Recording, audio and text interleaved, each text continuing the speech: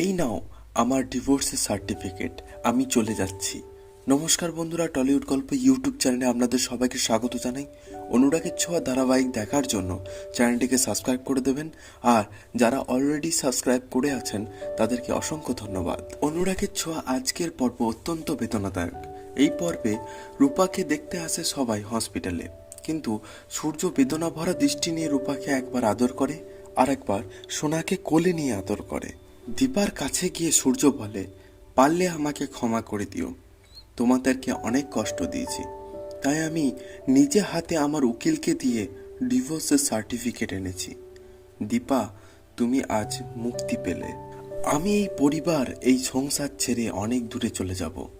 আমি আর পেরে উঠছি না। আমি দূরে গিয়ে একটু একা থাকতে চাই। তোমরা যেন আমাকে খোঁজার চেষ্টা করো না, আমাকে আমার মতো থাকতে দিও। আর দীপা, তুমি চাইলে তোমার মাথার সিঁদুর, হাতের শাখা ফলা খুলে দিয়ে আবার নতুন করে জীবন শুরু করতে পারো। উত্তরে দীপা বলে, আমার কথা ছাড়ুন, আপনার মেয়েদের কথা একটু ভাবুন। ওরা কি করে বাঁচবে? ওরা কার পরিচয়ে বাঁচবে? সোনারূপা যেমন তাদের মাকে প্রয়োজন, তেমনি তাদের বাবাকেও প্রয়োজন। বারবার আটকানোর চেষ্টা করলেও দীপা সূর্যকে আটকাতে পারে না।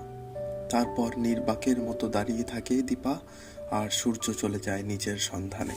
অসময়ে বৃষ্টি এসে স্মৃতির সিঁদুর ধুইয়ে দেয় দীপার। বাড়ির সবাই যখন জানতে পারে, সবাই তখন বেদনায় কাতর। অনুরাগের ছোঁয়া আজকের পর্ব এই পর্যন্ত। আগামী পর্ব দেখার জন্য চ্যানেলটিকে সাবস্ক্রাইব করে পাশে থাকবেন, আর যারা সাবস্ক্রাইব করে দিয়েছেন অসংখ্য ধন্যবাদ। নমস্কার।